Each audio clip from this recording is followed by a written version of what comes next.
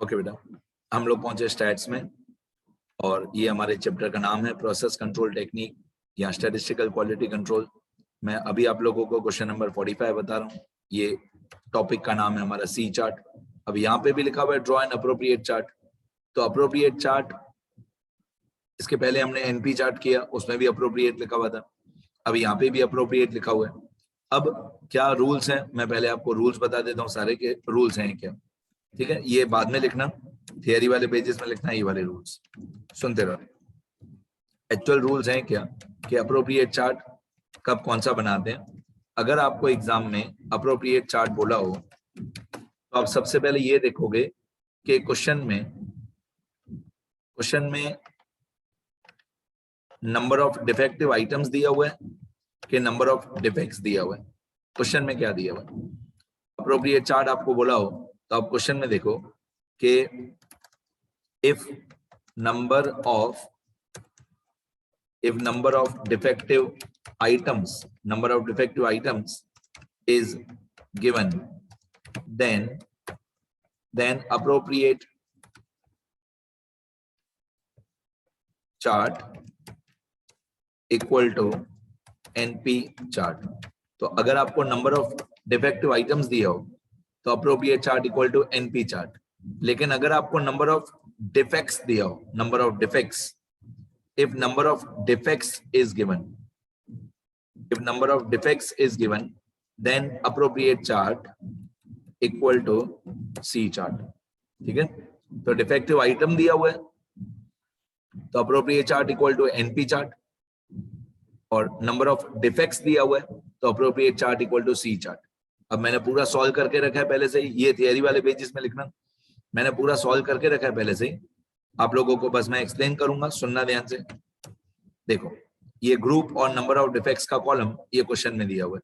Group 1 2 3 4 5 6 7 8 9 10 और number of defects 4 8 7 7 2 3 2 5 6 8।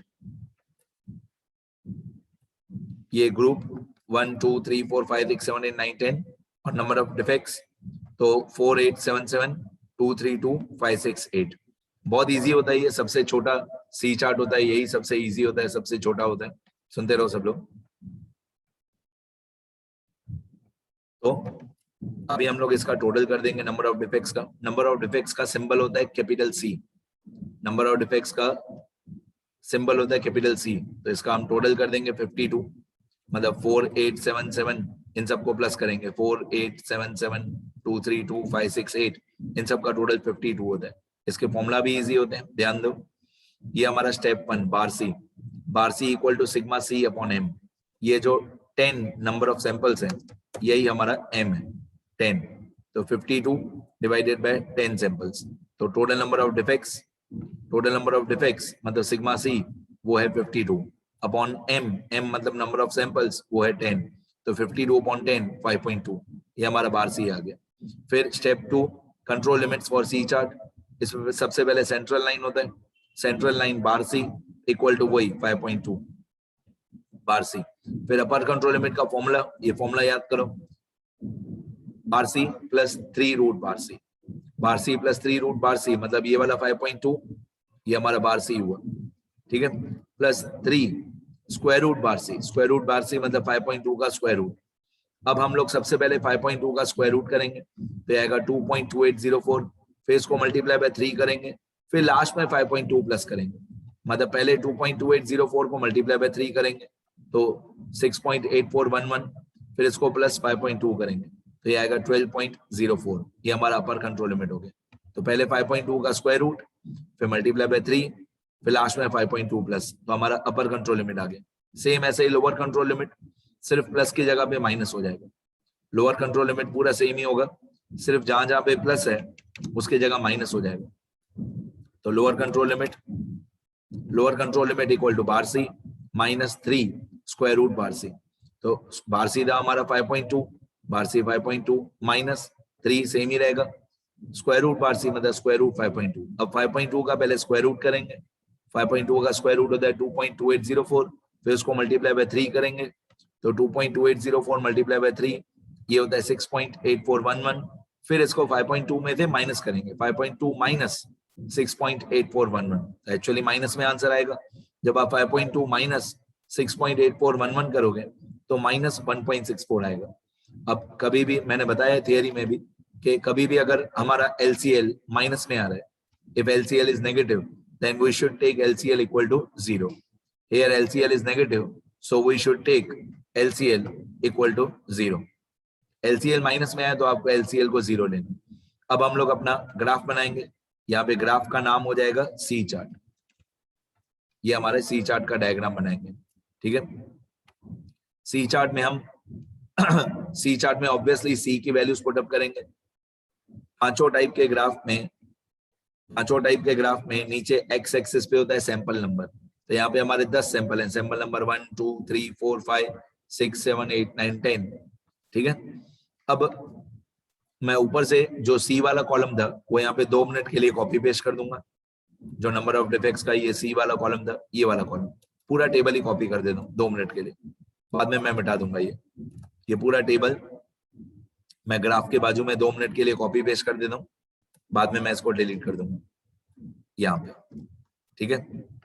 अब ये हमारा सैंपल नंबर 1 से लेकर सैंपल नंबर 10 तक है।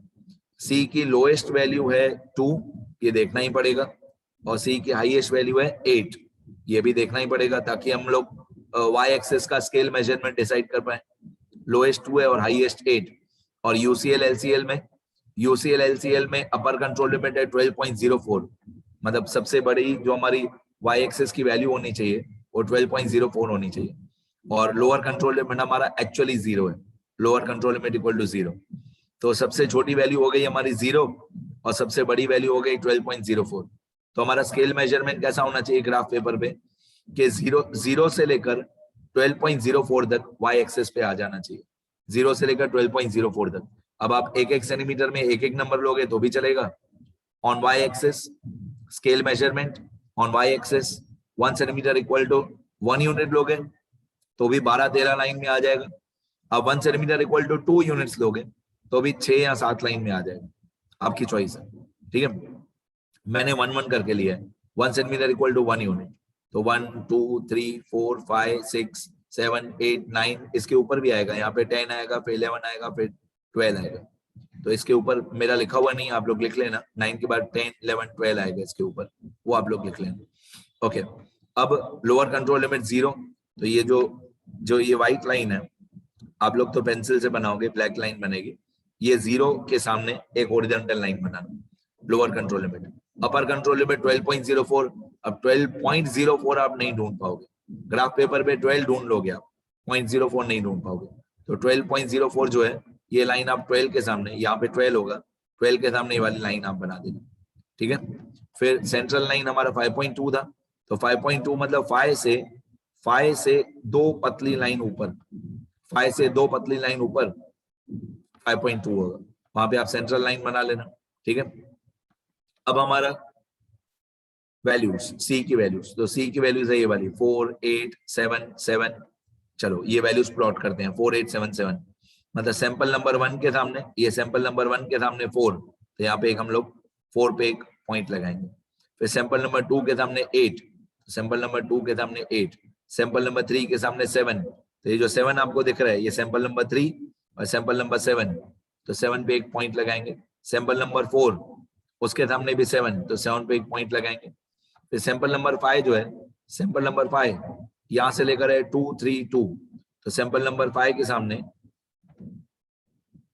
सैंपल नंबर 5 के सामने 2 पे एक डॉट लगाएंगे, ये 2 के सामने, ये सैंपल नंबर 5 है नीचे की तरफ और ये 2 है वाई एक्सिस पे, तो यहाँ पे एक पॉइंट लगाएंगे। फिर सैंपल नंबर 6 में 3 के सामने पॉइंट लगाएंगे, सैंपल नंबर 7 में 2 के सामने पॉइंट लगाएंगे।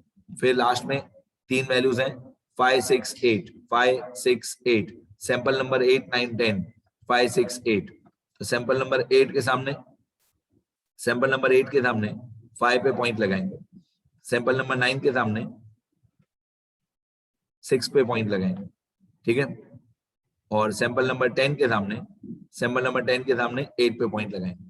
फिर हम ये सारी जो ब्लू लाइन मैंने बनाई है, आप लोग तो पेंसिल से बनाओगे, ब्लैक बनेगी, तो ये जो सारी वैल्यूज आई 4 8 7 7 2 3 2 5 6 8, ये सारी जो वैल्यूज है सी की वैल्यूज, ये आप ग्राफ पे भी देख रहे हो कि यूसीएल और एलसीएल के बीच में, तो अगर हमारी सारी वैल्यूज नंबर ऑफ डिफेक्ट्स की वैल्यूज यूसीएल और एलसीएल के बीच में हो तो the process is under control, the process is under control. वही मैंने कंक्लूजन लिख के रखा है, as all the values of C, that is number of defects, that is number of defects, as all the values of C, that is number of defects, fall between UCL and LCL, so the process is under control from viewpoint of C chart, from viewpoint of C chart। सारी values, ये blue line की सारी values UCL और LCL के बीच में है, so the process is under control, यहाँ पे लिखा है अंडर कंट्रोल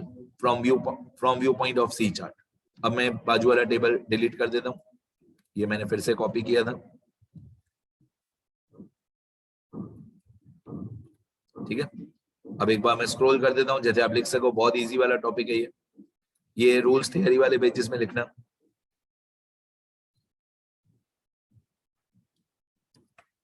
लिखते रहो बेटा सब लोग, एक बार मैं स्क्रॉल कर देता हूं। ये क्वेश्चन 45 सी चार्ट, ये क्वेश्चन है, ये रूल्स थियरी वाले पेजेस में, ये टेबल बनाना अच्छी तरह।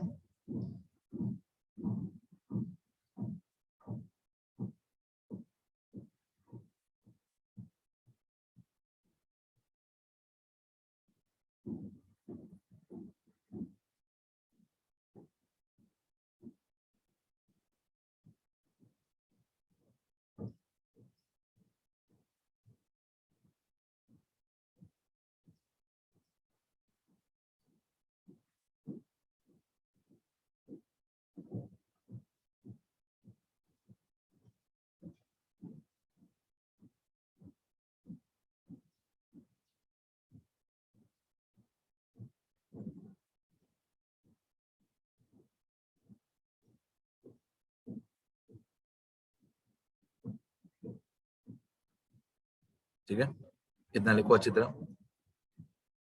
और कुछ सीखना हो तो ये मेरा नंबर है, कभी भी कुछ भी सीखना हो लिखते रहो बेटा सब लोग।